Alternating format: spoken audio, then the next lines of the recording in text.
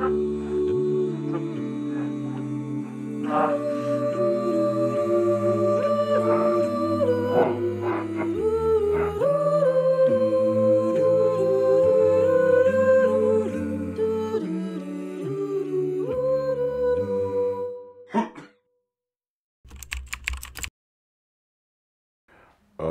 ესე ვთქვათ, სხვადასხვა ეპოქაში პანდემია სხვადასხვა შინაარსს შეიცავს და სხვადასხვა სიმბოლურ ალეგორიულ დატვირთვა აქვს. კერძოდ, ოიდიპოს მეფესა და ილიადაში შავი ჭირი გამოხატავს ან გამოცდას, ან სასჯელს. რენესანსის დროს დეკამერონის შემთხვევაში ეს არის განმარტოებისა და მოცალეობის იძულებით საშუალება, რაღაცნაირი სამონასტრო ყოფა კურტუაზიული, კულტურული და ისეთი ადამიანებისათვის. მე-20 საუკუნეში ეპიდემია როგორც წესი ტოტალიტარული რეჟიმის ალეგორია ალბერ კამიუს შავ ჭირსა და კორტასარის გამოცდაში ან პრემიებში. რაც შეეხება თანამედროვე ვითარებაში, ნამდვილად არსებობს ესეთი სიმბოლური შესატყვისობები პანდემიასა და ვირტუალურ რეალობას შორის და მათ შორის თვითონ კომპიუტერის მუშაობის წესს შორის თავშეთ. როგორც ყოველ წამს ჩდება ახალ-ახალი ვირუსები კომპიუტერში და საჭიროა მის დააპგრეიდება და ახალი სისტემები და ძველი კომპიუტერი ამას ვერ უძლებს და ახალი უნდა შეიძინო. აი ზუსტად ასევე ეს ახალი ტიპის პანდემია წარმოადგენს ესეთ მუდმივად მუტირებად ვირუსს, რომელიც მოითხოვს ახალ და მუდმივ ვაქცინირებას. როგორც ჩანს, ეს იქნება ჩვენი ახალი რეალობა. როგორი დროც არის ისეთი პანდემიაა. შეიძლება ითქვას, რომ ძალიან დიდი ხნის განმავლობაში პანდემია და ესეთი მსგავსი, რასაც ჩვენ ვეძახით, კარანტინი, იზოლაცია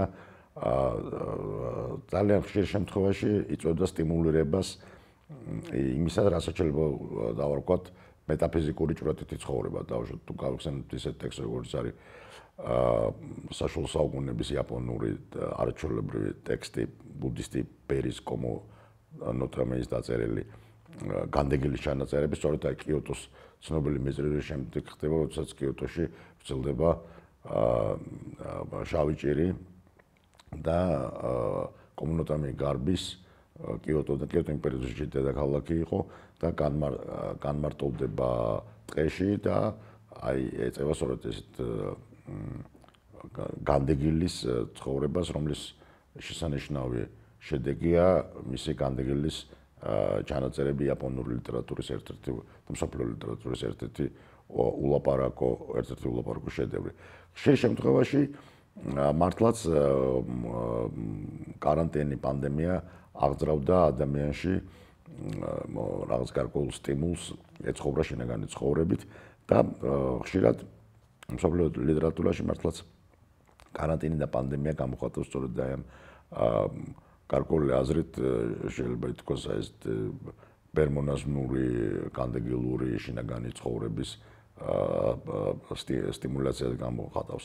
დღევანდელი პანდემია რაც გამოიწვევს, მაგალითად არის შარშანდელი პირველი ტალღის დროს მოხდა ის, რომ საფრანგეთში და საზოგადოებრივ სოფლიოში სოფლიო ბესტსელერად ისე იქცა ალბერ კამიუს შავი ჭირი.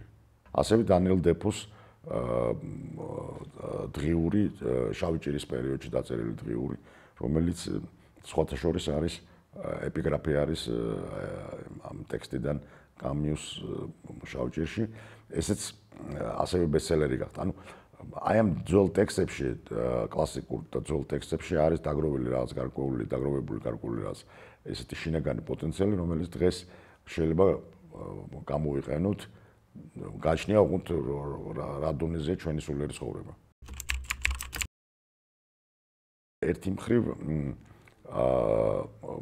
ხელს შეუწყობს იმას, რაც შეიძლება უწოდოს საზოგადოების ფრაგმენტაცია. მეორე მხრივ კომუნიკაციის თვალსაზრისით გლობალიზება კომუნიკაციების, მაგრამ სოციალური თვალსაზრისით ფრაგმენტირება. ეს ყველაფერი მანამდე იყო. უბრალოდ მე ესე ვიტყოდი, რომ ეს ახალი ვითარება, ის რომ ჩვენ რაღაცნაირად თუ ეს ანალოგია და მეტაფორა მართებულია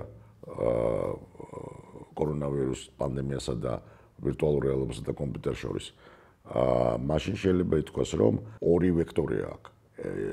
ეს ისე ტენდენცია იყო, უბრალოდ ეპიდემია აძლიერებს ამ ტენდენციებს. ერთდროული გლობალიზება და ერთდროულად ფრაგმენტაცია.